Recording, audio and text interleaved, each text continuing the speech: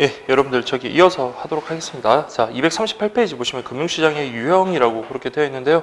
자, 우리 앞에 봤던 것들 바탕으로 또 그리고 이제 새로 나오는 내용들도 있으니까 그거 잘 여러분들 분류하시면 됩니다. 유형이라는 것은 말 그대로 어떤 기준에 의해서 나눈다라는 그잖아요. 그래서 지금 보면 자금 조달하는 방법에 따라 자, 직접 금융시장, 간접 금융시장. 그래서 이게 금융기관이 중개하느냐 아니냐 그 차이로 구분하시면 되고요.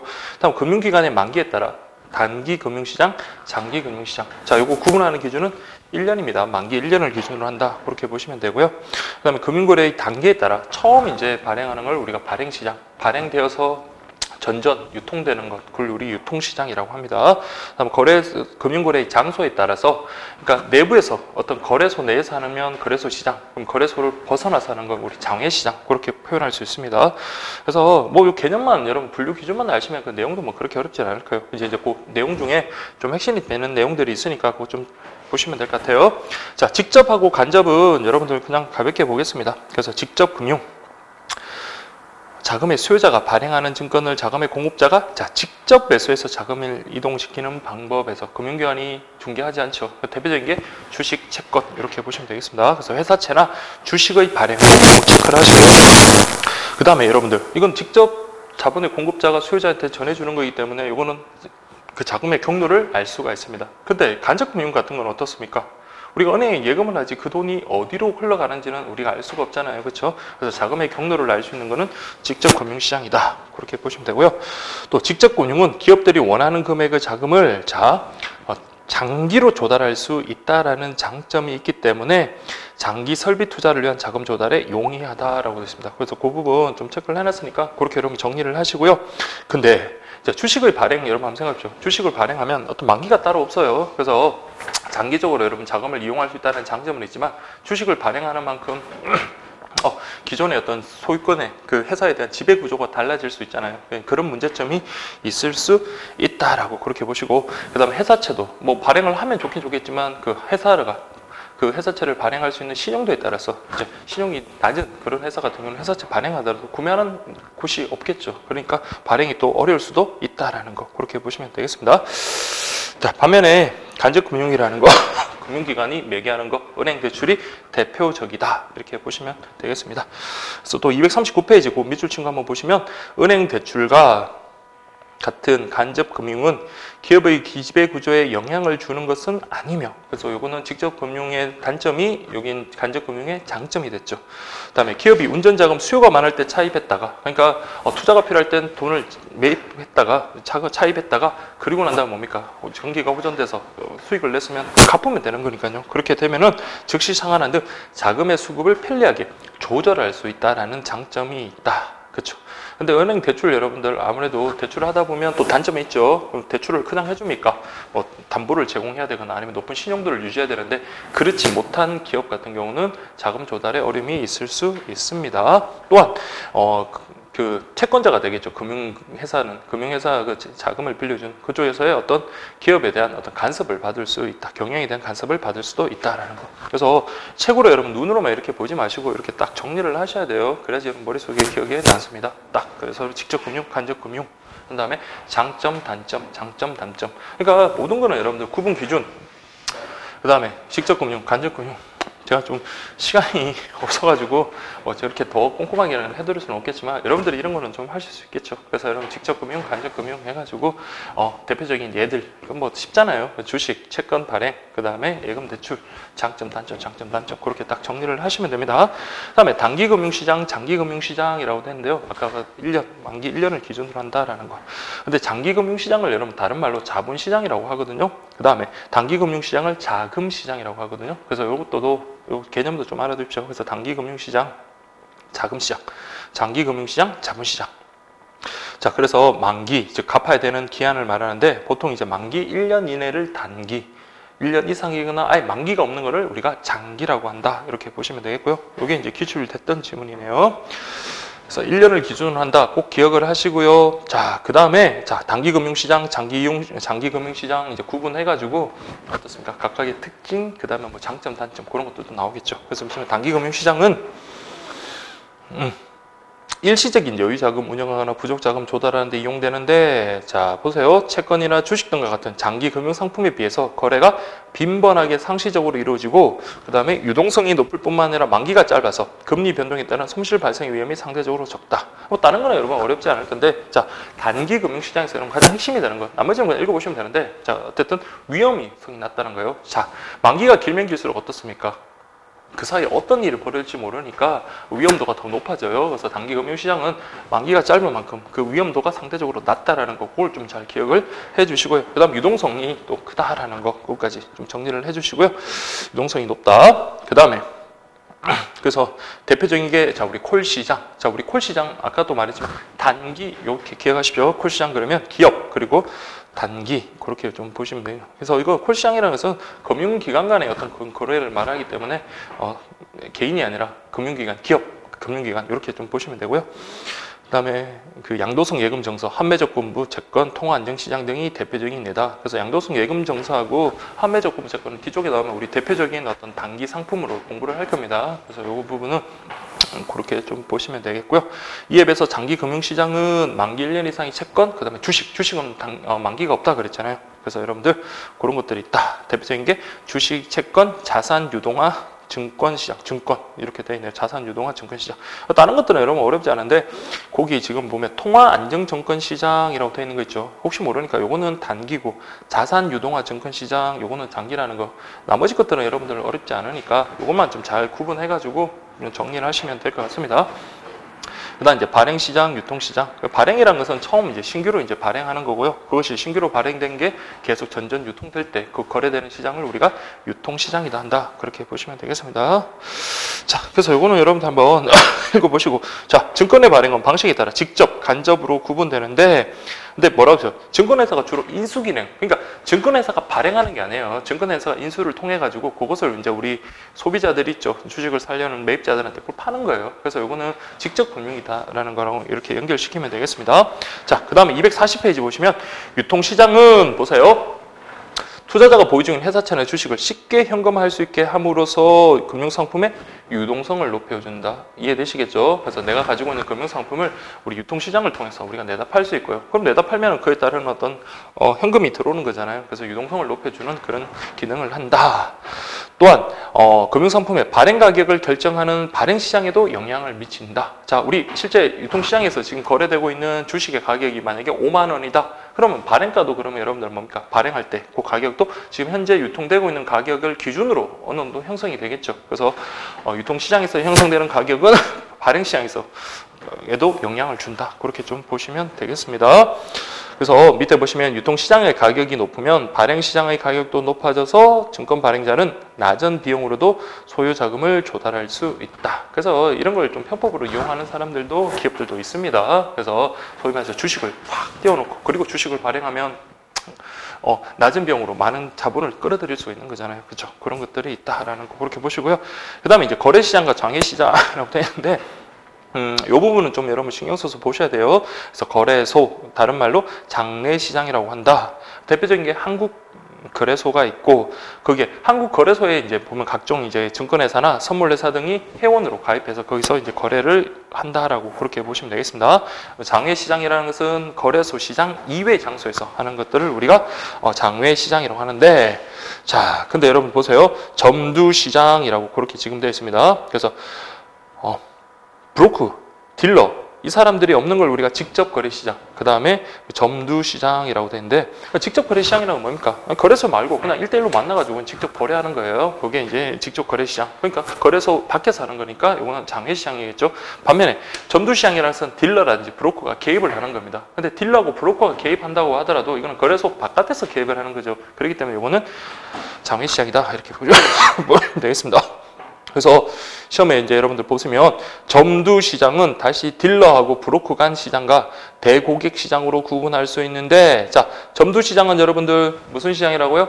장외시장이다라는 거, 그걸 여러분들 좀 기억을 해 주시고요. 그 다음에 이제 중요한 게 제가 음행 처리를 해놓은 거 있죠. 자, 그 부분 여러분 꼭 좀 체크를 하십시오. 자, 장외시장 같은 경우는, 자, 보세요. 뭐라고 되어 있어요? 거래 정보의 투명성이나 거래 상대방의 익명성이 높다, 낮다? 꼭 기억하십시오.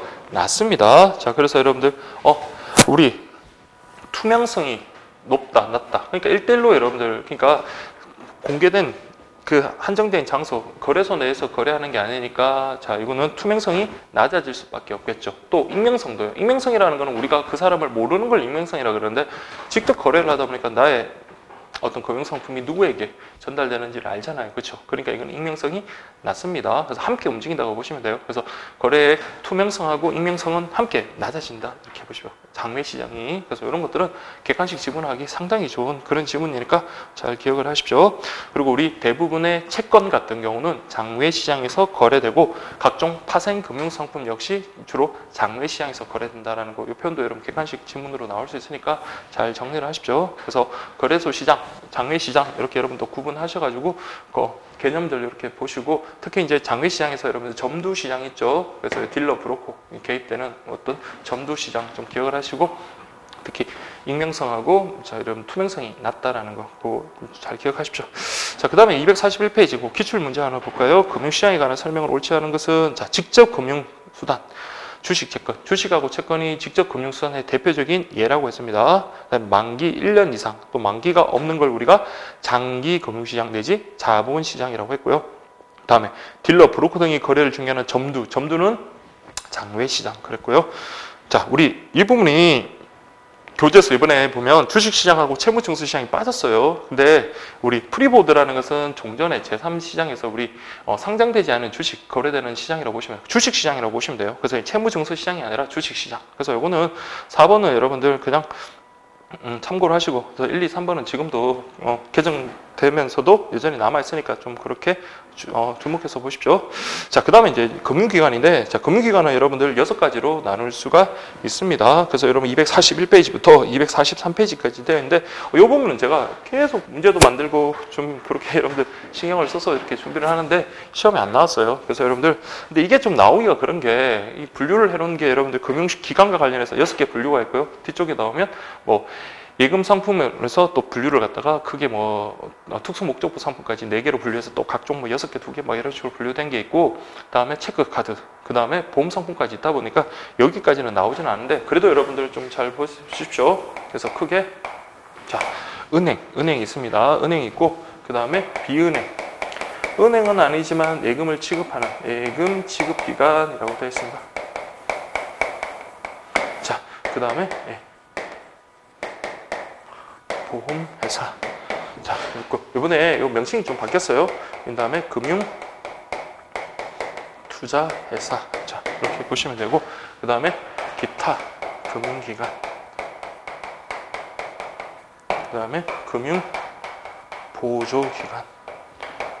이렇게 있습니다. 그래서 이 순서대로 여러분들이 좀 정리를 하시고, 자, 요거 공부하실 때는 각종의 금융기관에 분류해서 내용들 있죠. 그거 보시고 각종 예시들 있잖아요. 그걸 여러분들이 좀 잘 보셔야 돼요. 자, 은행 그러면 은행은 여러분 근데 일반 은행하고요. 우리가 뭐 신한은행, 국민은행 같은 일반 은행 있고, 그다음에 특수 법에 의해서 설립된 어떤 특수 은행이 있습니다.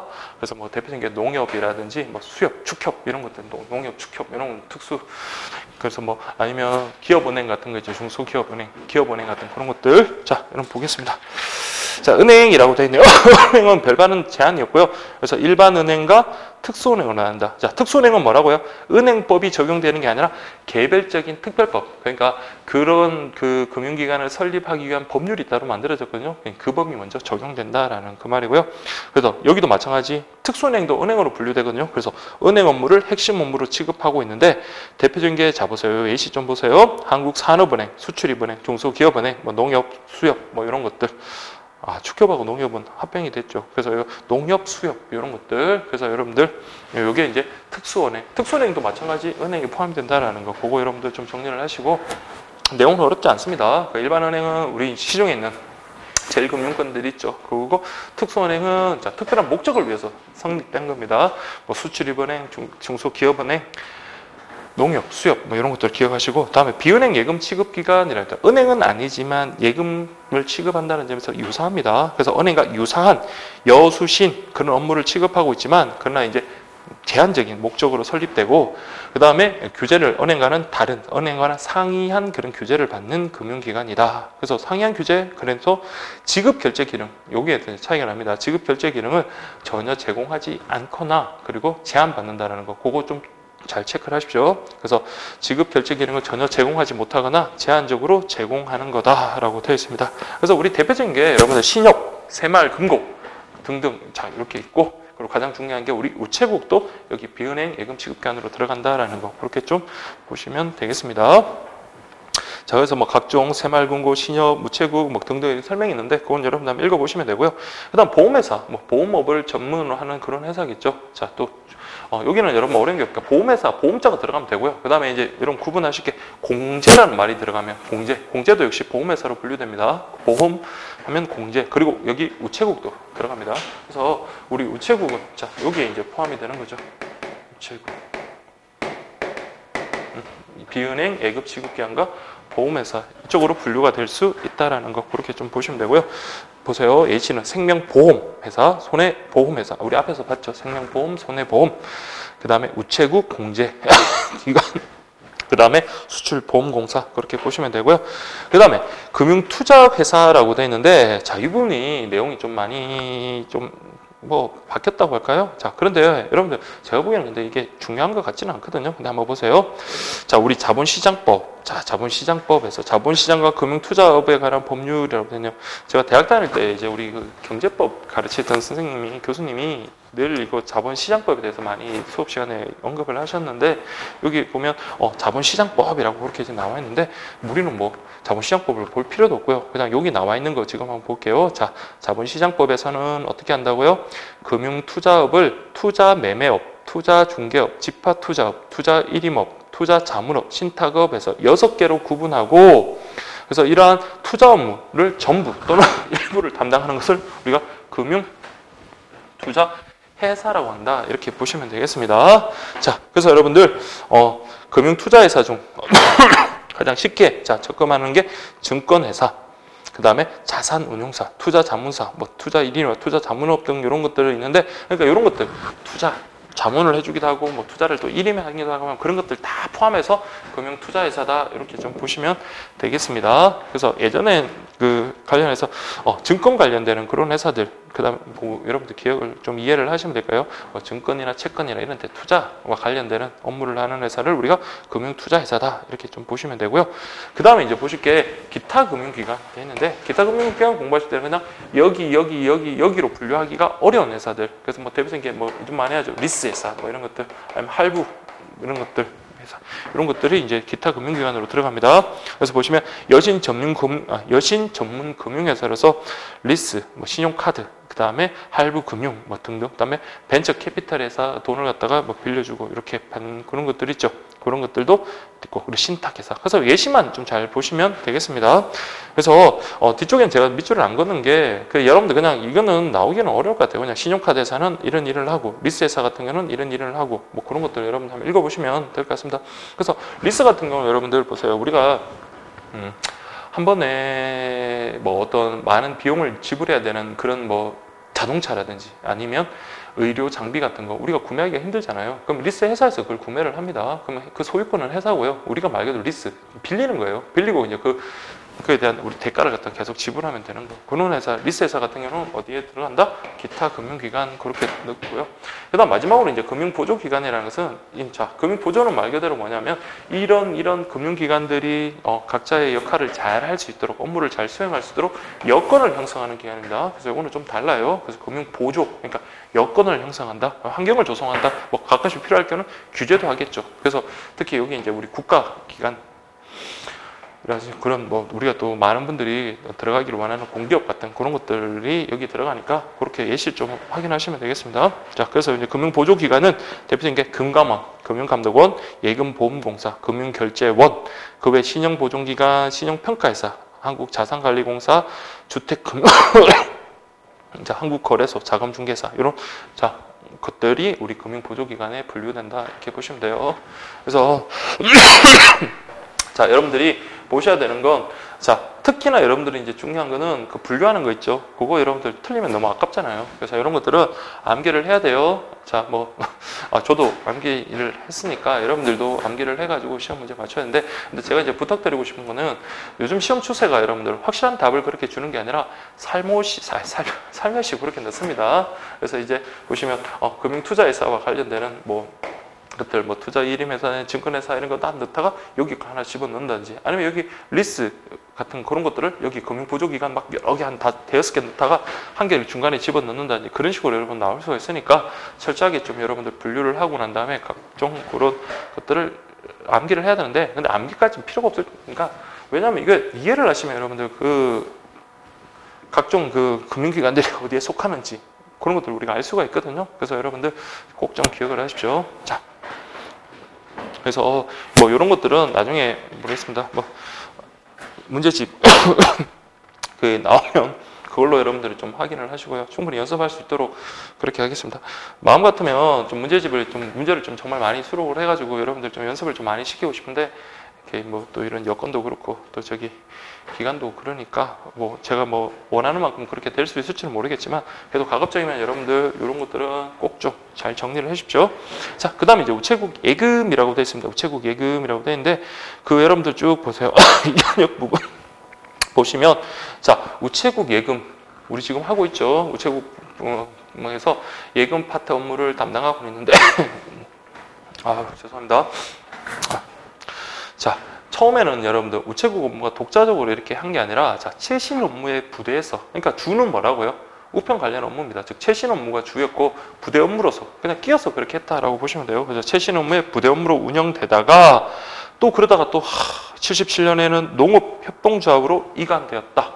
우체국에서 우체국 예금 파트는 농협으로 이관됐다가 다시 찾아왔겠죠. 그래서 다시 1982년도에 제정됐던 법률에 따라서 다시 재개됐고요. 그 다음에는 전국 우체국 온라인망, 그 다음에 다른 은행 전산망하고 서로 공유를 하면서 지금의 발전을 이루게 됐다 이 말입니다. 그래서 그 과정만 그냥 가볍게 보시면 되고요. 자, 그 다음에 여러분들 보시면 2000년 7월부터는 우정사업의 책임 경영 체제 확립을 위해 정보통신부, 현재는 과학기술정보통신부 산하에 우정사업본부를 설치하여 우체국 금융 등 우정사업을 총괄하게 하였다. 그리고 이제 보시면 우편사업 회계, 특별회계와 우체국 예금 특별회계를 어떻게 했다고요? 통합한 게 아니라 분리했다는 걸 좀 체크를 하시고요. 분리하고 예금사업단, 보업사업단도 분리해서 각자 영역으로 그렇게 업무를 담당하고 있다라는 거. 그래서 지금은 책임 경영제, 그러니까 우편 파트, 예금 파트 그런 식으로 여러분들, 그 다음에 보험 파트까지 이렇게 분리됐다는 거 그렇게 보시면 되고, 각각을 책임 경영제가 시행되고 있다 그렇게 보시면 되겠습니다.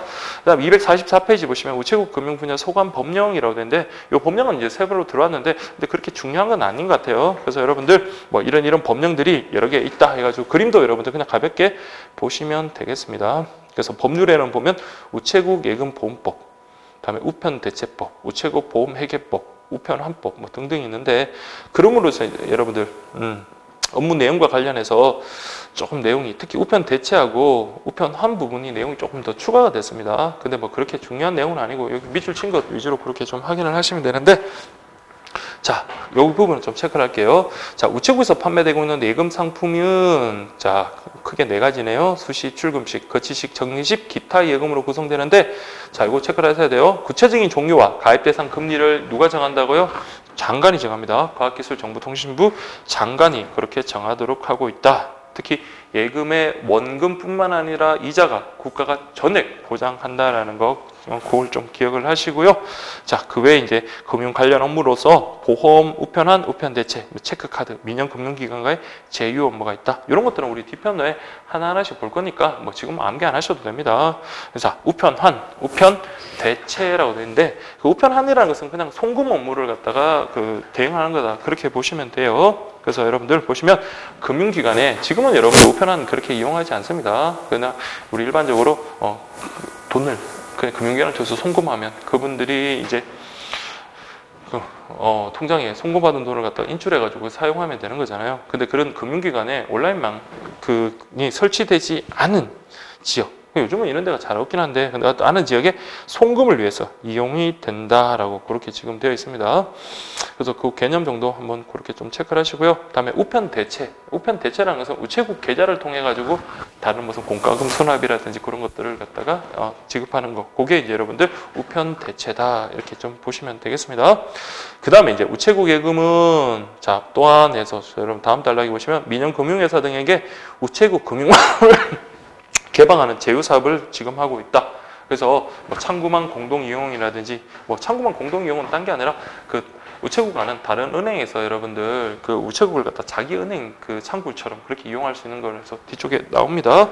자, 그래서 뭐 그 외에 뭐 카드 업무 대행 서비스, 증권 계좌 개설 대행 서비스 등등 해서 많은 부분을 민간 그 금융기관하고 지금 업무를 제휴하고 있다라고 그렇게 보시면 되겠습니다. 그래서 이 부분은 밑줄 친 거 위주로 그렇게 좀 보세요. 자, 그다음에 우체국 예금의 역할. 자, 이 부분은 여러분 그냥 읽어보십시오. 그리고 제목만 좀 보시면 됩니다. 그래서 우체국 예금이라는 거는 뭐 순수한 민간 금융기관이 아니잖아요. 그래서 어떤 공적인 역할도 수행을 한다. 그래서 공적인 역할이라는 건 뭡니까? 사회적 약자에 대한 배려, 그 다음에 금융 서비스가 낙후된 지역에 대한 배려, 그렇게 생각을 하시면 돼요. 그래서 1번 보시면 모든 국민에게 기본적인 금융 서비스 제공한다. 그래서 뭐 내용이 뭐 그런 내용이고요. 그다음 서민 경제 지원을 통한 금융 소외 해소에 노력한다. 뭐 사회적 약자를 갖다가 좀 배려하는 거고, 그다음에 국가 재정과 우편 사업 지원해서 여기 좀 밑줄 끈 게 있죠. 그건 좀 보셔야 돼요. 자, 우리 우편, 그다음에 금융, 우체국 금융, 요거는 특별 회계임에도 불구하고 매년 일정한 경영 성과를, 수익을 많이 냈네요. 그래서 국가 일반 회계 전출, 그래서 여기서 벌어들인 수익을 국가의 부족한 회계 쪽으로 이렇게 전출을 하고 있으며 실제로 IMF 당시 부실 금융기관에 대해서 공적 자금을 지원했다. 또한 마지막에 보세요. 전 세계에서 제일 낮은 수준의 우편 요금을 유지하면서 전국의 동일한 우편 서비스를 유지하고 있다. 그래서 이거는 정말 좋은 점이죠. 그래서 우리는 전 세계 어떤 나라보다도 저렴한 비용으로 우리 우편 서비스를 이용할 수 있다. 그럼 4번 국가 경제 안정화와 지역 발전에 기여를 하고요. 사회 공헌 활동도 수행하고 있다라고 되어 있습니다. 그래서 뭐 내용 자체는 어려운 것도 아니고 뭐 객관식 나오지도 않겠지만 나온다도 여러분들 뭐 틀릴 가능성은 없다. 이렇게 보시면 될 것 같아요. 자, 그 다음에 이제 여러분 보셔야 될 게 247페이지 보시면 예금 업무의 일반 사항인데, 자, 이 부분은 여러분들, 총론 부분임에도 불구하고 시험에 많이 나온 겁니다. 자, 이 부분은, 어느 정도 법학적 지식이 있는 부분이면, 뭐 경제학적 지식까지는 아니어도 법학적 기본적인 그 지식이 있으면 어렵지 않은데, 이제 처음 이제 공부하시는 분들도 많고 하니까, 이 부분은 좀 잘 정리를 하셔야 됩니다. 자. 첫 번째 보니까 예금계약의 성질이 나오죠. 예금계약의 성질은 뭐라고 되어 있습니까? 소비 임치라고 되어 있습니다. 과거에 소비 대차라고 나왔는데 그건 아니에요. 그래서 소비 임치다. 소비 임치의 그 의미를 정확하게 여러분들 구분하셔야 돼요. 자, 여러분 보시면 소비 임치 계약. 자, 여러분 보시면 소비라는 말이 나오면 자, A라는 사람이 여기 자본을 갖다가 이렇게 맡깁니다. 맡기면 자본을 맡기는 순간 원래는 A 소유였던 자본이 누구한테 B 소유로 넘어가요. 그러면 그 돈은 누구 거예요? B 거잖아요. 그렇죠? 그럼 B는 뭐예요? 그걸 갖다 어떻게 활용하든 자기 자유입니다. 그래서 여러분들 돈을 빌려줄 때 꼭 이 돈을 어디에 써라고 이렇게 하는 경우도 있겠지만 대부분 뭡니까? 그냥 돈을 빌려달라면 돈을 빌려주고 용도는 뭡니까? 자금 차입자 마음대로 쓰는 거죠. 이 사람의 이제 소유권이 됩니다. 그래서 이 사람이 뭐 금융기관이 그 돈을 갖다가 이제 예금한 돈을 뭐 직원들 뭐 급여로 쓰든지 아니면 뭐 다른 쪽에 뭐 대출을 한다든지 아니면 뭐 그냥 보관을 하고 있다든지 그런 거는 자기 자유예요. 그래서 금융기관의 자유다. 근데 다만 이제 나중에 예금주가 돈을 달라고 할 때는 뭡니까? 맡긴 돈 그대로 둘 수는 없겠죠. 물론 보관하고 있다면 그대로 줄 수는 있겠지만 큰 의미는 없고 어쨌든 나중에 같은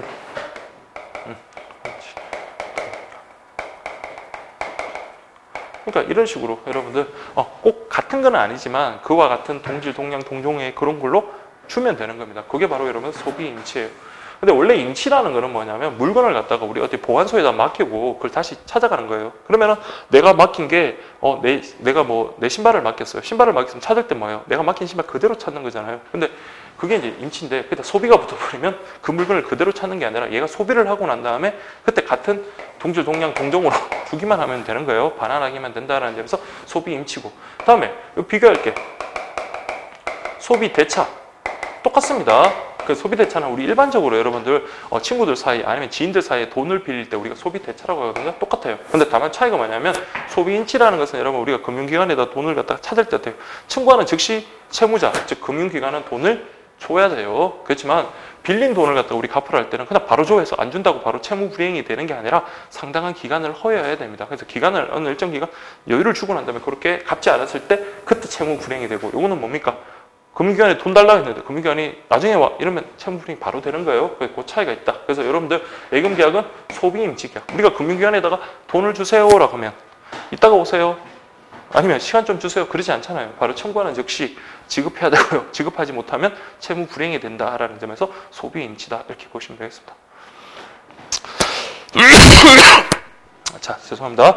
자, 그 다음에 여러분들 보시면 막 내용이 설명 막 그렇게 되어 있는데 제가 말씀드렸던 거 그대로 이해를 하시면 되고요. 당좌 예금은 자, 소비 임치도 임치지만 자, 이거는 뭡니까?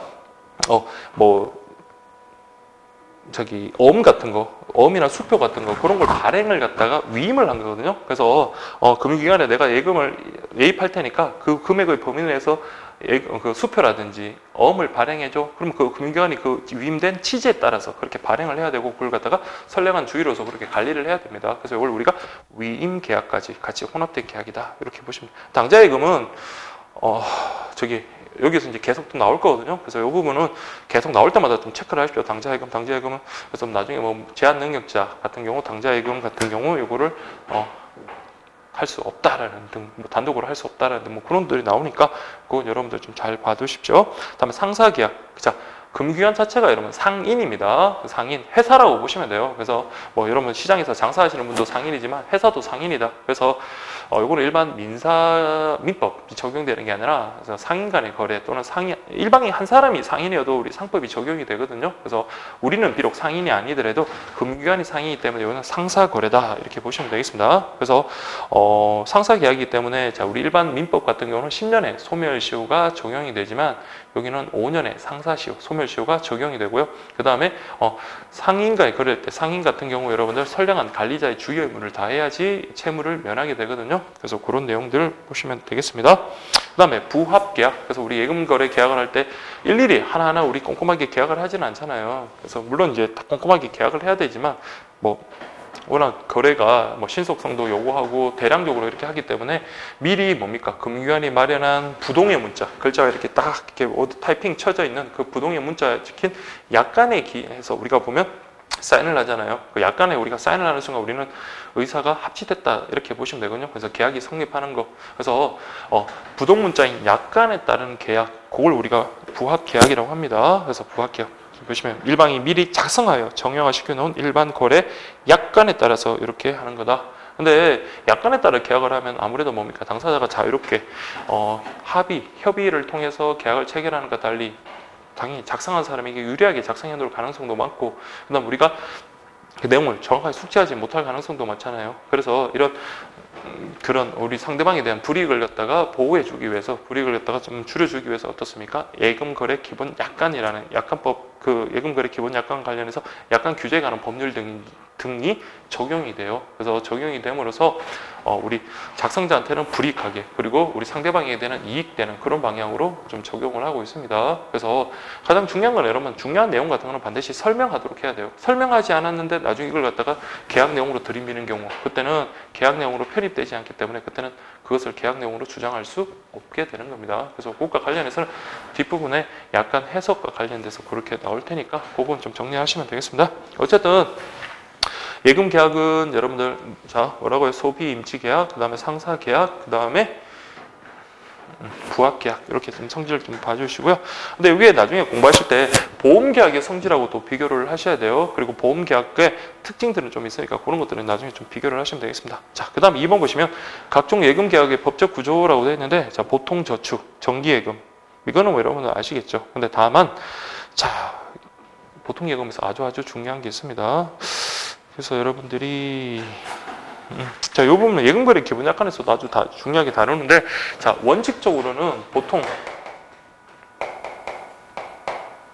그 다음에 자, 보통 예금은 하지 말고요. 그 다음에 수시 출금식 예금이라고 하고요. 수시 출금식 예금, 그 다음에 잠깐만요. 수시 입출금식 예금, 그 다음에 거치식, 그 다음에 적립식 이렇게 이제 구분할게요. 적립식 이렇게 쓰면 자, 요 셋 다 금융기관이 금융기관이 승낙을 하면 자 원칙적으로 양도나 질권 설정이 가능하다 이렇게 돼 있어요. 다만 뭐는 수시 입출금식 예금 얘는 뭡니까? 금융기관이 승낙해도 뭐가 안 된다? 질권 설정이 안 된다라는 거 그렇게 보시면 됩니다. 그럼 얘들은 뭘 하면요? 금융기관이 승낙하면 양도는 가능하다라고 되어 있습니다. 그래서 자 여러분들 그 양도라는 것은 내 통장인데 이 통장을 갖다가 원래는 제가 금융기관에 가서 돈을 찾아야 되잖아요. 그게 아니라 금융기관에 승낙하면 이 통장을 갖다가 채권자한테 넘길 수 있습니다. 채권자도 뭐 다른 사람이다. 제3자에게. 그러면 그 사람이 양도받은 그 양수인이 그 통장을 가지고 네가 지난번에 승낙했잖아. 그 예금 나한테 줘라고 할 수 있습니다. 그래서 이때는 승낙이 있어야 돼요. 금융기관에. 즉 채무자인 금융기관이 승낙이 있으면 양도는 가능합니다. 그리고 질권이라는 건 여러분들 그걸 담보로 제공하는 거예요. 우리 그 저당권 한번 생각해 줘요. 저당권은 여러분 부동산을 갖다가 담보로 해가지고 돈을 차입하고 변제하지 못하면 나중에 그 경매를 통해서 경매 실행을 통해서 우리 채권자가 그 무선 변제하는 그런 구조고요. 질권 설정 같은 경우는 전당포 있죠. 전당포에 우리가 물건을 맡기고 돈을 갖다가 빌리잖아요. 그리고 그에 따른 이자랑 원금, 빌린 원금을 갖다가 갚으면 그 물건을 다시 돌려받는 구조거든요.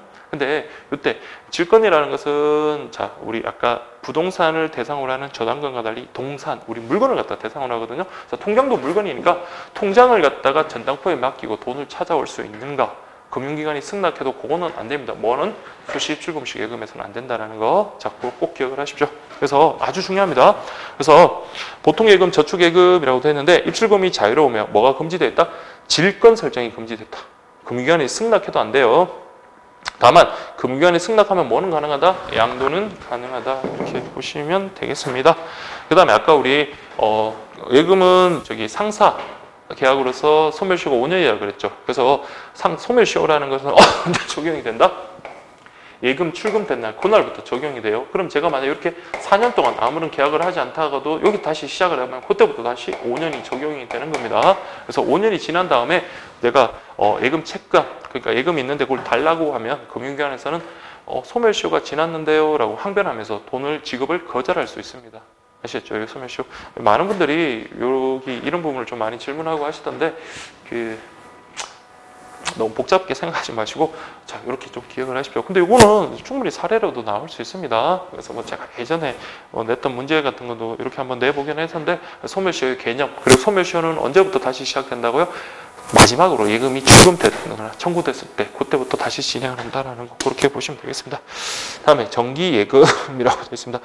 정기예금에서 여러분 중요한 게 자 요 거치식 목돈을 갖다가 약정된 기간 동안 금융기관에 예치시켜 놓고 나중에 약정 기간이 끝나면 청구해서 돈을 찾는 거잖아요. 근데 이때 아까도 지난 강의에서도 말씀드렸지만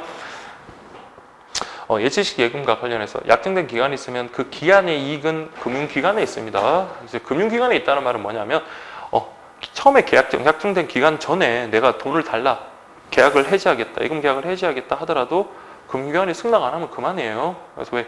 그 기간 동안은 금융기관이 그 돈을 가지고 자유롭게 운용할 수가 있는 거거든요. 내가 그 돈으로 뭐 직원 월급을 주든 아니면 다른 데 투자를 하든 그거는 금융기관에 있는 건데 처음에 3년 계약을 해놓고 1년 있다 돈 달라 그러더라도 금융기관이 거절할 수 있습니다. 근데 실무에서는 안 그렇죠. 실무에서는 처음에 약정된 이자보다도 뭐 좀 낮게 해가지고 그러니까 처음에 이제 기대했던 그 수익보다는 낮게 해가지고 그렇게 보통은 해지를 많이 해주죠. 해지를 해주는데 어쨌든 자 우리 수업용으로 기한 이익은 누구한테 있다고요? 예금주에게 있는 게 아니라 금융기관에 있다라는 거 꼭 기억을 하십시오. 그래서 따라서 예금주는 원칙적으로 만기일 전에는 예금의 반환을 청구할 수 없다 하면 맞는 지문입니다. 자 그렇게 좀 보시고요.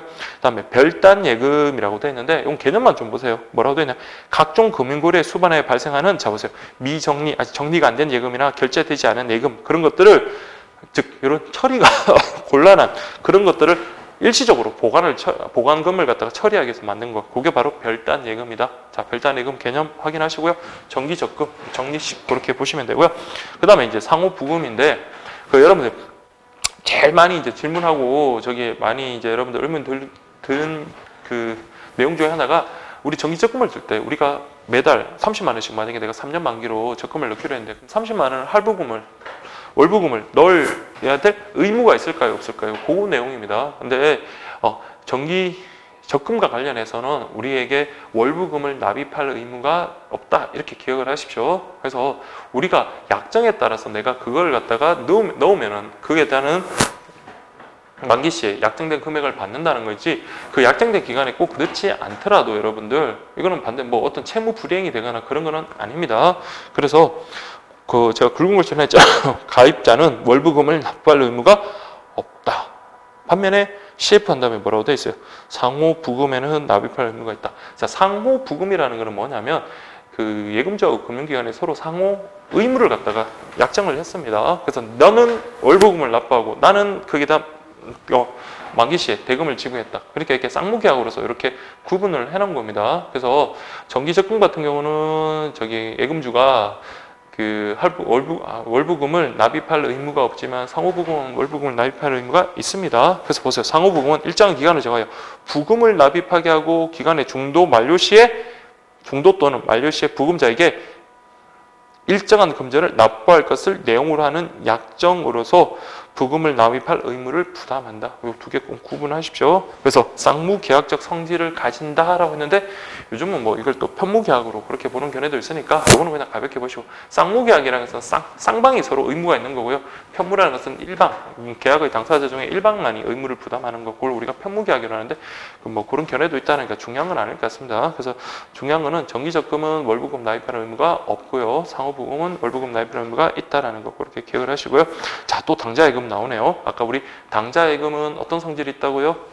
위임계약금 플러스 금전 소비 임치 계약이 혼합된 계약이다라는 거. 그리고 특히나 위임계약이 있으면 위임이 딱 들어가는 순간에 선량한 관리자의 주의 의무 이렇게 보시면 됩니다. 그래서 위임계약이 대표적인 게 뭐 우리 부동산 같은 거 할 때 공인중개사를 통해서 우리 뭐 부동산 거래를 하는 경우가 많잖아요. 그러면은 공인중개사가 위임된 취지에 맞게끔 여러분들 거래를 해줘야 되고요. 그 다음에 위임계약이 있음으로써 뭐 어떤 자기가 만약 거기서 그만둘 때는 뭐 반드시 통지를 한다든 등 아니면 선량한 관리자의 주의를 알려준다는 등 그런 내용들이 있거든요. 민법에. 그래서 우리 뭐 다 이렇게 알 필요는 없고 저기 여기서는 여러분들 선량한 관리자의 주의 의무 그리고 뒤쪽에 보면 또 뭐 통지 의무 같은 그런 것들이 있는데 어쨌든 이번에 뭐 당좌예금 같은 경우는 위임계약의 성질이 같이 있으니까 선량한 관리자의 주의 의무를 준다. 그러니까 그 예금주의 뜻에 맞도록, 그러니까 본 취지에 맞도록 그걸 갖다 잘 관리하라는 거예요. 그래서 어음이라든지 그 채권을 어음이라든지 뭐 수표 같은 걸 발행할 때 위임인 그 예금주의 취지, 그 위임된 취지에 맞게끔 잘 하라라는 그런 말입니다. 그래서 취지에 반하는 어떤 행동을 했다. 그러면 뭡니까? 야, 너 관리 잘못했잖아. 채무 불이행 이러면서 그에 대한 손해배상을 청구할 수가 있는 거예요. 자, 그래서 뭐 너무 깊게는 들어가지 마시고 이 내용들을 갖다가 하나하나 이렇게 이해를 하시면서 여러분들 좀 정리하시면 절대 어려운 게 없습니다. 제가 저기 어제 그 수업을 여기 강의를 찍었어야 되는데 제가 좀 요즘 또 몸이 또 안 좋아지기 시작해가지고 병원에 또 계속 가야 되는데 못 가가지고 그래서 어제 다녀온다고 좀 못 찍었거든요. 그래서 오늘 좀 최대한 좀 많이 찍고 싶은데 뭐 어떻게 될지 모르겠습니다. 그러니까 여러분들 아무튼 저 볼게요. 저는 제 개인적으로는 여러분 지금 실강을 지금 2개를 하고 있거든요. 실강을 2개 하고 있고 그 다음에 여기 지금 인강을 그렇게 하는데 처음에 이제 제 바람은 실강 그 강의를 갖다가 저는 인강으로 같이 이렇게 올라가는 줄 알았습니다. 그러면은 훨씬 더 여러분들한테 좀 뭐 같이 이렇게 뒤에 나오는 상품 파트라든지 그런 것도 같이 암기도 하고 계속 이렇게 되풀이하고 할 수 있는데 이게 지금 이중으로 좀 강의를 하다 보니까 여러분들도 좀 어떻게 보면 좀 불편함이 있을 수 있겠죠. 그러니까 제가 여기 하나에 지금 인강에 이렇게 매여 있는 게 아니라 지금 제가 공무원 강의도 하고 고등학생 강의도 하고 기존에 있던 강의예요. 처음에 이제 제가 또 특히 이제 대구 그 지방 강의도 가다 보니까 시간이 솔직히 거의 없습니다. 시간이 없고 저도 지금 거기다 막 교재에다가 여러분들 좀 그런 불만이 있는 건 좀 알고 있습니다. 나름 최선을 다하는데 거기다가 뭐 좀 약간 뭐 기운 떨어지는 뭐 이런 말들도 좀 많이 듣고 그러다 보니까 그래서 처음에 이제 뭐 제가 이게 한다고 했으니까 그래서 끝까지 이제 책임을 져야 되긴 하니까 그렇게 하긴 하는데 뭐 지금 저도 이번에도 또 오늘 좀 이런저런 얘기를 좀 들었어요. 뭐 강의에 대한 불만도 있을 수 있고요. 물론 있을 수 있습니다. 강의에 대한 불만도 있을 수 있고, 특히 이제 진도에 대한 불만 같은 것도 많이 토로하시는데, 지금 진도는 잘 모르겠습니다. 진도는 저 개인적으로는 그렇게 늦다고 생각은 안 하는데, 근데 또 지금 뭐 마음이 급하시니까 빨리 강의를 막 여러 번 듣고 싶으신 분들이 계실 거예요.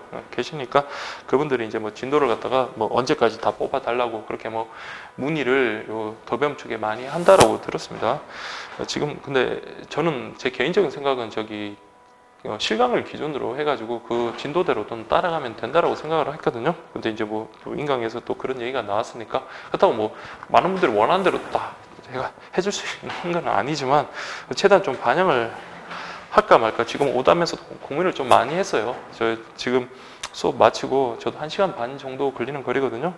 밤이라도 좀 꽤 거리가 멀어요. 한 70km 정도 되는데 지금 와가지고 오면서도 계속 이런 어떤 강의를 할까라는 고민을 좀 했는데 그래서 좀 고민입니다. 그래서 여러분들 좀 불만이 있으시다도 모든 분의 좀 그네 어떤 바람을 그렇게 제가 충족시킬 수는 없을 것 같아요. 그래서 여러분들이 처음에 뭐 이 강의를 선택하셨더라도 이 강의가 본인한테 안 맞다 그러면 그건 빨리 본인이 다른 강의로 갈아타셔야죠. 그거는 진짜 제가 뭐 여러분들한테 책임을 져줄 수 있는 건 아니고요. 물론 이제 저 나름의 이제 좀 계획도 있고, 저도 뭐 굳이 그래요. 저도 뭐 실강에서 지금 매번 진짜 밤을 새가면서 매번 지금 진도별 모의고사 만들고 어떻게든 좀 여러분한테 편의를 좀 제공하려고 하고, 그리고 이 강의도 가급적이면 여러분들 기다리신 분 생각해가지고 좀 안 늦으려고 노력은 하는데, 근데 이제 본인이 그 계획에 안 맞다 그러면 그 돈 뭐 몇 푼 아끼는 그런 게 여러분 중요한 게 아니잖아요. 그래서 본인이 알아서 다른 강의를 갖다가 좀 이렇게 들으시는 것도 좋은 방법인 것 같아요. 그래서 뭐 아니면 강의가 또 없어도 어떻습니까? 본인이 이제 어느 정도 공부를 하시고 계속 이렇게 반복을 하시면서 그렇게 봐도 되니까요. 그래서 그런 불만이 있는 건 아는데 제가 지금 어쨌든 뭐 강의를 하고 있는데 그분들도 다 인생이 걸린 중요한 것들이거든요. 뭐 대학생도 마찬가지, 고등학생들도 마찬가지고 그 공무원들도 마찬가지고. 근데 그분들은 특히나 제가 또 얼굴을 맞대면서 그렇게 또 친분을 유지하면서 강의를 하는 분인데 그분들한테도 좀 소홀할 수도 없고요. 그래서 제가 뭐 이 강의를 갖다가 추가로 한 제가 잘못이지, 근데 그분들한테 피해 안 가도록 그렇게 하려고 하니까, 그리고 여러분들한테도 가급적이면 제가 모르겠습니다. 어떤 분들의 강의는 어떤지는 모르겠지만 가급적이면 여러분 여기 나오는 것들 하나하나씩 다 한 번씩 봐두려고 그렇게 하고 있습니다. 그러다 보면 여러분들이 생각했던 것만큼 진도가 안 나갈 수는 있어요. 그렇죠? 그래서 지금 오면서 생각을 하기로 그냥 상품 파트를 그냥 가볍게 그냥 하고, 그 다음에 이 파트도 어차피 중복되는 파트는 그냥 가볍게 넘어갈까라는 생각을 오면서도 하고 말고 계속 이렇게 고민을 했었습니다. 근데 이제 뭐 또 여러분들 가끔씩 이제 문자 오는 거나 아니면 카톡 오는 거 보면 좀 많은 또 응원도 해주시고, 반면에 또 새로 이제 시작하시는 분들이 예전 강의를 듣고 요 바뀐 부분만 들으세요 이렇게 하기도 좀 그렇잖아요. 예전에 그래서 이 부분을 뭐 그래서 처음부터 이렇게 강의를 하기로 제가 계획을 잡았으니까 일단 그렇게 좀 진행을 하겠습니다. 그래서 그래요. 요즘엔 좀 솔직히 저도 힘들고 의욕도 안 나고 여러분들도 좀 많이 힘드실 거예요. 근데 이왕 이제 시작한 거 뭐 중간에 포기하는 거는 더 아예 시작 안 하니만 못한 거니까, 지금 여러분들이 특히 이제 금융 파트 쪽에 많이 어려움을 호소하고 있는 걸 알고 있습니다. 그래서 지금 가급적이면 좀 꼼꼼하게 좀 해드리려고 하니까 진도는 여러분들, 저도 이번에 뭐 그렇지만 제가 계획이 있는데 여러분들이 막 어제까지 해라 이렇게 재촉을 하시면은, 그러면 여러분들 그분들 몇 분 때문에 또 다른 또 선의의 피해자들이 또 생길 수가 있잖아요. 그래서 제가 참 그래요. 지금 처음부터 여러분들이 특히 우편금융이라는 게 공고가 나오고 난 다음에 이렇게 개정된 내용이 많다 보니까 이 과목의 특성상 좀 그런 것 같아요. 그래서 마음이 저도 좀 죄송스럽습니다. 죄송하고, 아무튼 뭐 어쨌든 뭐 주어진 시간 내에 강의는 하여튼 최대한 좀 할 수 있도록 그렇게 하겠습니다. 그래서 여러분들 자 계속 좀 쓸데없는 말 했는데 그냥 여러분 그냥 스킵 하십시오. 자, 여러분 보시면 249페이지 보시면 예금계약이 성립이라고 되어 있는데요.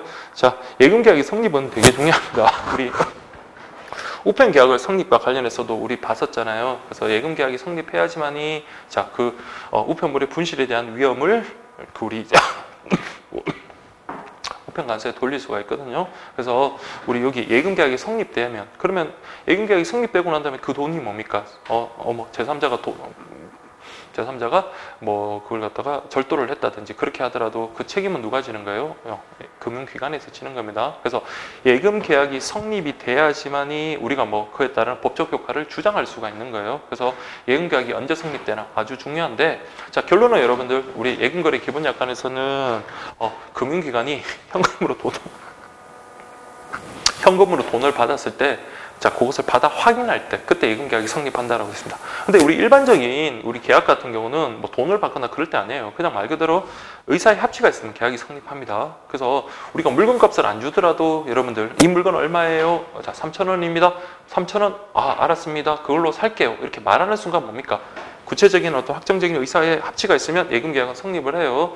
그리고 그 외에 뭐 돈을 지급하거나 그건 별도의 문제고요. 근데 예금 계약만큼은 예금거래 기본약관에 충실한 해석을 하자면 당사자의 의사의 합치만 되는 게 아니라 돈을 받아 확인할 때, 그때 이제 예금 계약이 성립한다 해가지고 요물 계약서를 따르는 걸로 그렇게 보면 되겠습니다. 그래서 제가 대학 다닐 때 이제 대표적인 요물 계약으로 예금 계약 이렇게 공부를 했었거든요. 근데 그 부분이 지금 교재에서 2016년도부터 빠졌더라고요. 그래서 뭐 우리가 뭐 통설이 어떻다 이렇게 표현하기는 그렇지만 예금거래 기본약관은 여전히 그 조문이 있으니까 그렇게 좀 확인을 하십시오. 자, 그래서 보시면 창고 입금의 경우 요물 소비 임치 계약, 그러니까 요물 계약으로 보는 견해. 그다음 저 밑에 보시면 낙성 계약설에 의하면 되어 있습니다. 그래서 우리 예금거래 기본약관도 뭐라고 되어 있다고요? 현금 입금의 경우 예금 계약은 금융기관이 검문을 받아 확인한 때 성립하는 것으로 규정하고 있어서 요금물 계약을 따르는 것으로 보고 있다. 이렇게 보시면 돼요. 그다음에 낙성 계약설에 따르면 이와 같은 예금의 성립 시기 문제를 아예 성립 시기 문제, 계약의 성립 시기 문제로 볼 게 아니라 예금 반환 청구권의 성립 시기 문제로 다루게 된다는 점에 유의하자라고 되네요. 자, 그 말은 뭐냐면 예금 반환 청구라는 게 뭐예요? 돈을 지급해야지 돈을 반환을 청구할 수 있는 거잖아요. 그래서 이런 거를 돈을 받아 확인한 때 이렇게 예금 계약의 성립 시기 이렇게 보지 말고 예금 계약은 말 그대로 당사자의 의사의 합치가 있으면 성립하되 다만 돈을 반환할 것을 청구할 수 있는 거는 뭐예요? 돈을 받아 확인하는 그 순간에 돈을 반환 청구할 수 있다라고 자라는 그 말입니다. 말은 어려운데 그냥 낙성 계약서는 의사의 합치만으로 예금 계약이 성립한다 이렇게 보시고요. 반면에 요물계약서는 거기다 플러스 돈을 받아 확인할 때 돈이 건네져야 된다는 거 거기까지 이렇게 구분하시고, 그럼 낙성계약서는 그 뭐 돈을 받아 확인한 때라고 예금 거래 기본약관에서 텐데 그게 도대체 뭐냐? 그거는 계약의 성립 시기가 아니라 돈의 반환 청구권의 그 성립 시점을 갖다가 표현한 거다 이 말이라고 그렇게 이해를 하시면 되겠습니다. 그 다음에 점외 수금 같은 경우는 점포 바깥에서 돈을 수령하는 겁니다. 원칙적으로는 점포 내에서 수령을 해야 돼요. 그래서 우리 수납 직원이 금융기관 창구 내에서 돈을 받아서 확인하는 순간에 뭡니까? 예금계약이 성립하고요. 바깥에서 돈을 받더라도 그때 예금계약이 성립하는 게 아니라 받아서 금융기관에 와서 예금 원장에 기입할 때 그때 뭡니까? 예금계약이 성립하는 거예요. 그렇지만 예외가 있습니다. 누구요?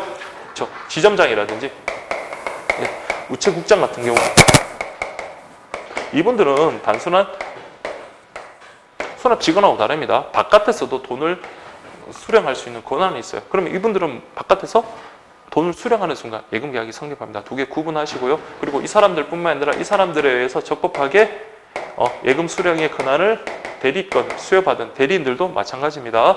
그래서 이거 케이스 여러분들 제가 좀 문제 좀 낸 거 있으니까 그거 좀 확인을 하십시오. 그래서 바깥에서 돈을 받았을 때 과연 날치기가 돈을 빼갔을 때 그때 어떤 문제가 생기냐. 그럼 예금계약이 성립 시기로 봐가지고 성립 시기로도 여러분들 판단하면 됩니다. 자, 그렇게 여러분들 확인을 하시고요. 다음에 ATM기에다가 입금하는 경우는 돈을 넣고 버튼을 딱 누를 때 그때라고 보시면 됩니다. 그래서 예금계약이 성립하는 시기는 고객이 확인 버튼을 누른 때라고 하는 것이 통설이다 이렇게 되어 있고요. 그 다음에 증권유예한 입금에서 타증권 입금. 아유 죄송합니다. 이게 계속 기침이 이렇게 나가지고. 자, 타점권 같은 경우는 자점권이라는 것은 내가 만약에 신한은행이다. 그럼 신한은행에서 발행한 수표 어음 같은 거 그럼 금방 확인이 되겠죠. 근데 다른 금융기관에서 발행한 그런 증권을 갖다가 특히 뭐 어음이라고 생각하십시오. 그런 게 이제 입금이 됐을 때 당연히 그 어음을 갖다가 들고 와서 입금하는 사람 뭡니까? 당연히 이거 예금이 되겠거니 하고 생각을 했을 건데 근데 그 어음이 만약에 부실어음이라든지 그래가지고 나중에 문제가 되면 어떻게 할까요? 그런 문제가 있잖아요. 그렇죠? 그래서 현금이면 당연히 현금을 받아 확인할 때 당연히 입금이 되는데 타점권 같은 경우는 좀 다릅니다. 그래서 타점권 요과 관련해서 자 크게 추심 위임설이 있고요. 양도설이 있습니다. 양도설. 그래서 막 표현은 엄청 어렵게 써놨는데 추심 위임설이라는 것은 정지 조건설이라고 보시면 되고요. 양도설이라는 것은 해제 조건설 이렇게 보시면 돼요. 자, 뭐 조건설 이런 거 뭐 장하게 설명 좀 드리기는 뭐하고 그냥 말할 그대로 정지 조건설이라는 것은 어떤 계약의 법률적 효력이 언제 발생한다? 조건 성취 시 효력이 발생한다. 그 다음에 여기는요. 먼저 성립하고요. 나중에 조건 성취되면 계약이 해제된다 이렇게 보시면 돼요. 그러면 타점권을 받았어요. 그러면 정지 조건서류는 어떻습니까? 다른 점포에서 발행한 다른 금융기관에서 발행한 어음이네. 그러면 뭐예요? 이게 만약에 혹시 부도 기한 같은 거, 그 기한이 있으면 기한이 다 지나고요. 그 다음에 이게 안전하겠거니라고 이렇게 확신이 드는 순간 그때 뭐가 된다고요? 예금계약이 성립합니다. 그래서 자, 요 경우는 요때 성립하는 거는 자, 뭡니까? 추심 위임설이고요. 자, 양도설은요. 자, 처음부터 받자마자 이 계약이 성립합니다. 그래서 이거는 1번, 2번 하시고 요게 1번이고 요게 2번이다. 이렇게 보시면 돼요. 그래서 만약에 받았을 때 받자마자 예금계약은 성립합니다. 근데 그 사이에 뭡니까? 부도가 났거나 아니면 부실한 어음인 게 밝혀졌다 그러면 그냥 그거 삭제해버리면 돼요. 그래서 성립 시기가 빠른 거는 뭐가 더 빠르다고요? 이게 더 빠릅니다. 그래서 자, 이해를 하셔요. 이거 더 이해를 잘 하시던데. 자, 그래서 추심 위임설이라는 거는 타점권을 받는 즉시 예금계약이 성립하는 게 아니라 부도 기한이 지나거나 부도 기한이 지나고 다른 것들 다 조사를 해보겠죠. 이게 확실한 안전한 정권인지. 그래서 그걸 갖다 확인해가지고 확실한 정권이라는 게 밝혀지면 그때 뭡니까? 예금계약이 성립합니다. 그래서 바로 예금계약이 성립하는 게 아니고요. 양도설이라는 거는 뭡니까? 먼저 계약이 성립해요. 받자마자 예금계약이 딱 성립합니다. 그럼 돈을 입금한 금액만큼 통장에 딱 찍혀요. 그렇지만 그리고 난 다음에 별 문제가 없으면 뭡니까? 괜찮은데 나중에 보니까 이게 부도가 그럼 부도한 난 증권이다. 그렇게 돼버리면 뭐예요? 다시 소급해가지고 처음으로 다시 돌아가가지고 예금계약이 성립하지 않은 것으로 봅니다. 그러니까 먼저 성립했다가 문제가 생기면 성립하지 않은 것. 추심위임설은 처음부터는 성립한 게 아니라 안전하다고 확신이 들 때 그때 뭡니까? 성립하는 거. 그렇게 구분하시면 돼요. 그래서 우리 예금거래 기본약관은 어느 입장이다? 이게 바로 예금거래 기본약관의 입장이다. 그렇게 보시면 돼요. 그래서 여러분들 보세요. 타점권 입금의 경우 타점권 입금과 동시에 바로 성립하는 게 아니라 타점권이 미결제 통보, 부도실물 반환되지 않는 것. 그러니까 이건 안전하다라는 그런 조건이 하여 그런 것을 정지 조건으로 하여 예금계약이 성립한다. 그게 바로 추심 위임설이고요. 반면에 양도설은 타점권의 입금과 동시에 예금계약이 성립. 그러니까 바로 성립하고 다만 그게 나중에 부도 반환되면 소급해가지고 예금계약이 성립하지 않은 걸로 보는 게 그게 바로 양도설이다. 이해되시겠죠? 그래서 우리 예금거래 기본약관은 추심 위임설 입장이다. 그렇게 보시면 되겠습니다. 자, 그 다음에 여러분들 다만 타점 발행의 자기합수표라고 되어 있습니다. 요즘 자기합수표 같은 경우는 바로 확인이 되거든요. 그래서 보시면 발행은행에서 사고 신고된 사실이 없고 결제된 그 틀림없음을 확인해서 입금 기장을 딱 마치면 그때 바로 예금계약은 성립한다. 그렇게 보시고요. 그다음에 자점권 입금 같은 경우는 바로 확인이 가능하거든요. 자, 그래서 보시면 자점권으로 당해 점포가 직업인으로 된 증권이 딱 나왔다. 입금됐다. 그러면 발행인이 당좌 예금 잔고를 확인해서 그러니까 우리 처음에 아까 당좌 예금이라는 게 어음수표 그런 것들을 발행하는 거라 그랬죠. 그게 이제 돌아왔어요. 그러면 그 금액이 어디로 그 가져왔던 사람이 있죠. 증권을 가져왔던 사람의 통장으로 그냥 입금이 되는 겁니다. 그래서 발행인이 당좌 예금 잔고를 확인하여 당좌 예금 계좌에서 그 액면의 상당을 인출한다. 그다음에 이입자, 증권을 가져온 사람의 계좌에 입금 처리하면 예금계약이 성립한다. 이렇게 되어 있습니다. 자, 그렇게 보시고요. 자, 예금거래 기본약관도 개설점에서 지급해야 될 증권은 그날 안에 확인했을 경우에 예금이 된다. 그러니까 바로 예금이 확인이 되면 바로 그때 예금 계약이 성립하고요. 통장으로 그냥 넣어주면 되고요. 그 다음에 다만 자전 발행의 자기합수표. 요거는 여러분들 아예 현금이라고 보시면 돼요. 그러니까 자전 발행의 자기합수표 같은 경우는 자 입금 즉시 바로 예금 계약이 성립한다. 구분되시겠나요? 타점권의 정권, 타점권의 자기합수표, 자전권의 증권, 타점권의 자기합수표. 구분을 그렇게 하셔가지고 보시면 되겠습니다. 그 다음에 계좌 송금 같은 경우는 우리 많이 이용을 하니까 자 그때 언제 예금 계약이 성립한다고요? 저 계좌 송금을 하고 그 다음에 그게 그 송금 받은 계좌의 그 입금 원부의 기장에 딱 이렇게 등록됐을 때, 원부에 기재했을 때 그때 예금 계약이 성립한다 이렇게 보시면 돼요. 그래서 보시면 현금에 의한 계좌 송금의 경우 예금 원장의 입금 기장을 마친 때 예금 계약이 성립한다. 선생님, 우리가 송금하자마자 바로 요즘엔 그 그러니까 수취인이 돈을 바로 찾던데요. 그렇죠. 요즘에는 송금하면 바로 컴퓨터로 전산 처리돼 가지고 바로 예금 그 기장에 기입이 바로 돼버립니다. 그러니까 예금 기장에 바로 기입이 되니까 수취인에게 예금 계약이 이제 성립하는 거죠. 돈이 바로 딱 들어오고, 그리고 즉시 인출이 가능합니다. 자, 그래서 요즘 워낙 뭐 보이스피싱 때문에 송금하고 난 다음에 일정 금액 이상은 바로 송금된 지 바로 또 뭐 인출 안 되는 그런 제한도 있긴 하던데, 어쨌든 여러분 일반적으로 현금으로 송금하면 바로 그냥 뭡니까? 우리 객관식용 그 지문을 따진다면 입금 기장에다가 기입을 한 때 그렇게 된다라는 거, 그렇게 보시면 되겠습니다. 그래서 증권 같은 경우는 똑같이 처리해요. 그래서 뭐 타점권이냐 자점권이냐 그거에 따라서 우리가 아까 방금 봤던 일반적인 이론 그대로 적용한다, 그렇게 보시면 되고요. 그 다음에 여러분들 보실 게 자, 예금거래 약관인데, 자, 이 부분은 범위는 작은데 시험에 엄청 많이 나왔습니다. 자, 우리 예금거래 약관은 왜 공부한다고요? 예금계약이 부합계약이기 때문에, 즉 약관에 기반한 계약이기 때문에 공부를 하는 겁니다. 그래서 약관, 우리 계약이 성립하면 구속력이 있어요. 계약의 구속력. 구속력이라는 건 계약을 따라야 될 의무가 있는 거거든요. 그러면 우리 약관을 통해서 계약을 했는데 왜 우리가 의무가 있느냐? 그건 우리가 명시적으로 또는 묵시적으로 합의를 했기 때문에, 즉 우리가 사인을 했잖아요. 읽어보고 이게 동의한다라고 사인을 했기 때문에 그렇다라는 거, 그렇게 보시면 되겠습니다. 그래서 약관을 하는 이유는 뭡니까? 시간과 비용을 절약할 수 있고요. 또 보다 완벽한 내용의 그 계약을 체결할 수 있겠죠. 그래서 매번 거래할 때마다 서로 토론하고 하다 보면 좀 부실한 계약을 할 수도 있는 거예요. 근데 계속 시행착오를 거쳐서, 그리고 또 많은 전문가들이 참여해가지고 그런 계약을 갖다가 약관에다가 딱 기재를 하는 순간 약관으로 이렇게 작성을 하면 어떻습니까? 보다 확실한 그런 계약을 할 수 있습니다. 그래서 완벽하게 내용을 구성할 수 있다. 그래서 보세요. 계약 체결에 소요되는 시간, 비용, 노력을 절약할 수 있으며 내용을 완벽하게 구성할 수 있다. 반면에 누가요? 고객이 불리해질 수 있다. 그래서 우리가 약관 규제에 관한 법률을 적용해서 이 불리해질 고객을 보호하는 그런 법을 두고 있습니다.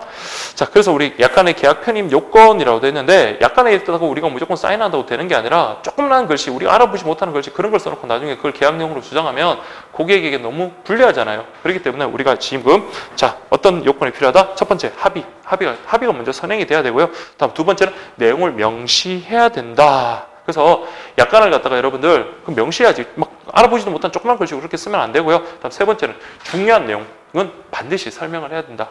근데 중요한 내용은 반드시 설명해야 된다. 반드시란 말은 틀린 것 같아요. 왜냐하면 중요한 내용은 설명해야지 계약의 내용으로 편입이 되지만, 중요한 내용이라 하더라도 반복적이고 그리고 쉽게 알 수 있는 것들이 있죠. 반복적이고 그런 것들은 굳이 설명을 안 해도 되는 예외가 있기 때문입니다. 그걸 꼭 기억하십시오. 다만 계약의 성실상 대량 신속한 업무로 처리해야 되는 것은 설명이 현저히 곤란하다면 설명 의무를 아무리 중요하다 하더라도 설명 의무를 생략할 수 있다. 그렇게 보시면 되고요. 그 다음에 거래 내용이 공정해야 되고요. 불공정한 내용은 취소할 수 있다 안 해요. 무효가 됩니다. 그래서 이거는 1만 년, 100년, 1000년, 만년이 지나도 무효는 주장할 수 있어요. 근데 취소라는 거는 이름 유효하게 됐다가 나중에 취소권을 행사하면 그 계약이 성립한 때로 소급이 되는데요. 자, 취소권 같은 경우는 취소권을 행사할 수 있는 기간이 제한되어 있습니다. 그래서 이거는 무효로 한다. 이게 우리 고객에게는 유리하겠죠. 우리가 모르고 시간이 지났다가 나중에 그걸 갖다가 취소하려 해도 취소 기간이 도과해서 취소를 못할 수가 있거든요. 그래서 우리 약간 규제법에서는 불공정 약관을 무효로 규정하고 있다는 거, 그렇게 좀 보시면 되고요. 그 다음에 중요한 게 있네요. 자, 보시면 고객에 대해서 부당하게 불리한 조항이라든지, 그 다음에 재반 사정에 비춰 예상하기 어려운 조항, 목적 달성할 수 없을 정도로 본질적인 권리를 제한하는 조항은, 자, 이런 것들은 뭡니까? 우리 고객에게 불리하죠. 그래서 뭐 이렇게 한다? 불공정한 약관으로 추정한다라고 돼서, 간주가 아니라 추정이에요. 불공정한 약관으로 추정되면, 그럼 불공정한 약관이 되면 누가 불이익을 받아요? 그쵸. 기업이 이제 기업, 금융기관 쪽에서 뭡니까? 아니야, 그거 불공정한 약관 아니야 라고 입증을 해야 됩니다. 그래서 추정되고, 불공정한 약관으로 추정되는 것을 뒤집어 엎으려면 누가 입증한다고요? 금융기관이 입증한다. 이렇게 보시면 돼요. 그래서 우리 소송과 관련해서 입증이 가장 어렵습니다. 입증의 의무를 부담하는 쪽은 불리한 쪽이라고 생각하시면 돼요. 그래서 이런 불리한 약관의 내용을 누가? 금융기관이 입증한다. 이렇게 보시면 되겠습니다. 그 다음에 약간의 해석 원칙에서 그 밑줄 친 거 좀 잘 보세요. 일반적인 계약 해석하고는 조금 다른 그런 해석 원칙이 적용된다. 해가지고 자 제목들 보세요. 객관적 통일적 해석의 원칙. 그러니까 사람마다 다르게 해석하면 안 되겠죠. 그러니까 고객들에게는 똑같이 객관적으로 통일된 그런 해석을 해라라는 게 첫 번째고요. 그래서 시간과 장소에 따라 달리 해석해버리면 너무 혼란스럽겠잖아요. 그래서 약간은 똑같이 그렇게 해석을 해라. 그게 첫 번째고요. 자, 두 번째가 작성자 불이익 추정의 원칙입니다. 작성자 불이익의 원칙. 그러니까 불이익이 추정되는 건 누구라고? 작성한 사람들, 즉 기업 또는 금융기관이죠. 그렇기 때문에 이거 불이익한 게 아닙니다. 불공정한 게 아닙니다. 라고 한다면 그쪽에서 금융기관이나 기업 측에서 그것을 입증해라. 그 말이고요. 또 세 번째가 개별 약정 우선 원칙. 이게 시험에 2번이나 나왔어요. 그래서 아무리 약관이 있다 하더라도 어떤 상품에 대해서 기본적인 약관이 있습니다. 그렇지만 둘이 당사자가 약관이 있어요. 당사자가 합의를 봐서 다른 별도의 합의를 할 수가 있습니다. 일단 먼저 별도의 약관이 있더라도 별도의 합의를 할 수 있다는 거 먼저 기억하시고요. 그런 합의는 뭡니까? 약관보다도 우선 적용돼야 되겠죠. 우선 적용된다. 자, 그거 기억하십시오. 여기 시험에도 재작년에 나왔던 것 같은데, 자, 그래서 보시면 당의 합의사항을 약관에 우선하여 적용한다. 꼭 기억을 하십시오. 이게 원칙입니다. 약관이 있더라도 꼭 고객에게 똑같은 약관을 적용해야 되는 건 아니잖아요. 당사자가 합의해서 그 약관보다 우선해서 만약에 약관에서 이 상품을 갖다 금리가 4%인데 우리끼리는 내가 돈을 더 많이 내는 대신 아니면 기간을 더 늘리는 대신 금리를 5% 해달라. 그래, 금융기관도 승낙하고 우리도 승낙하면 바로 가능합니다. 왜요? 약관이 적용되더라 원칙적으로는 계약 자유의 원칙이 적용돼서 계약 내용을 당사자가 자유롭게 설정할 수가 있기 때문입니다. 자, 그렇게 보시고 그 다음 이제 예금거래 약관이라고 되어 있는데요. 자, 여기도 아까 말씀드린 대로 계약 자유 원칙 지배한다는 거 꼭 기억을 하시고요. 원칙은 계약 자유 원칙입니다. 그렇지만 계약 자유 원칙이지만 여러분들 어떻습니까? 약관으로 인해 가지고 우리 고객이 불리한 내용이 담아질 수 있기 때문에 그런 때문에 우리가 우리 거래 약관 규제법에 그런 것들을 적용한다라고 했습니다. 자, 그래서 어쨌든 약관이 있으면 뭐 편하다. 그런 내용이 두 번째 줄부터 한 5째 줄까지 있고요. 이와 같이 계약의 당사자 일방이 미리 작성하여 정형화시켜 놓은 계약을 앞에서도 봤지만 부합 계약 조항을 일반 거래 약관이라고 그러고 여기에 기반한 계약을 부합 계약이라고 했습니다. 자, 그러면 이제 보시면 우리 대한민국에서 적용되는 예금 거래 약관 관련해 가지고 체계를 한번 볼게요. 자, 1번. 자, 여러분 보시면 모든 금융기관의 통일적인 약관 체계라고 그렇게 지금 되어 있습니다. 자, 보시면 우리나라는 금융기관 공동으로 은행의 예금거래에 관한 표준 약관을 제정하고, 자, 이건 기억하셔야 돼요. 그러니까 금융기관마다 다른 약관을 적용하면 우리에게 혼란을 줄 수가 있잖아요. 그래서 기본적인 약관, 그러니까 표준 약관을 딱 적용을 하고요. 표준 약관을 시행을 하고요. 근데 그것을 갖다가 채택하고 시행하는 거는 각 금융기관별로 좀 차이가 날 수 있습니다. 그래서 이만큼 이렇게 있는데 여러분들 이 부분을 갖다가 채택하고 AR에서 이걸 채택하고 이걸 갖다가 채택하고 시행하고 이건 다를 수 있다는 거예요. 그래서 표준 약관 자체는 여러분들 공통적이다 이렇게 보시면 되겠습니다. 그리고 또 그 상품의 독자적인 어떤 특유한 그런 약관을 보유하고 있다. 그래서 각 금융기관별로 이것도 어쨌든 경쟁이잖아요. 그렇죠? 그래서 각각의 상품을 출시를 할 때 그때 적용되는 각각 상품별에 따른 어떤 약관을 갖다가 만들어 놨다, 보유하고 있다. 그렇게 좀 보시면 되겠습니다. 그 다음에 여러분들 단계별 약관 체계라고 그렇게 지금 되어 있는데요. 자, 우리 단계별 해가지고 예금거래 기본 약관, 예금 종류별 약관 체계로 이원화했다. 그래서 예금거래 기본 약관이라는 것은 모든 우리 예금 상품에 적용되는 거고요. 다음에 예금 종류별 했습니다. 종류별로 해가지고 아까 뭐 수시 출금식, 적립식, 예치식 이렇게 예금 종류별로 적용되고 그럼 그 안에 또 뭐 있습니까? 각각의 상품들이 있을 거 아니에요. 그렇죠? 그래서 뭐 보통 예금, 저축 예금, 그 다음에 뭐 시장금리부 수시 출금식 예금 뭐 이런 것들 각각 상품마다도 예금 그 약관이 있어요. 그래서 어쨌든 예금 거래 기본 약관하고 예금 종류별 기본 약관을 이렇게 분리한 걸 이렇게 이원화 단계별 약관 체계 이렇게 좀 보시면 되겠습니다. 이원화 단계별 약관 체계. 그 다음에 이제 시험에 나왔던 게 만약에 여러분 약관이 적용될 순서 제일 먼저 뭐부터요? 그렇죠. 상품. 그 다음에 예금 종류별. 그 다음에 예금 거래 기본 약관. 이 순서대로 적용이 됩니다. 그래서 당의 상품에 적용되는 약관이 적용되는데 거기에 해당되는 내용이 없다? 그러면 그 다음에 어디로 간다고요? 그렇죠. 예금 종류별 그렇게 하고 그때 마지막으로 적용되는 게 예금거래 기본 약관이다. 그럼 여러분 보세요. CD라는 게 있고, CD, 당좌, 예금거래. 자, 요거는 여러분들, 제가 미쳤죠? 양도성 예금거래, 양도성 예금거래. 자, 요거는 뭡니까? 첫 번째 요 상품이니까 여기 적용해야 되는데, 이게 없으면, 그 다음에 요거는 어디에? 예치식이거든요. 예치식. 그러니까 예치식 종류별.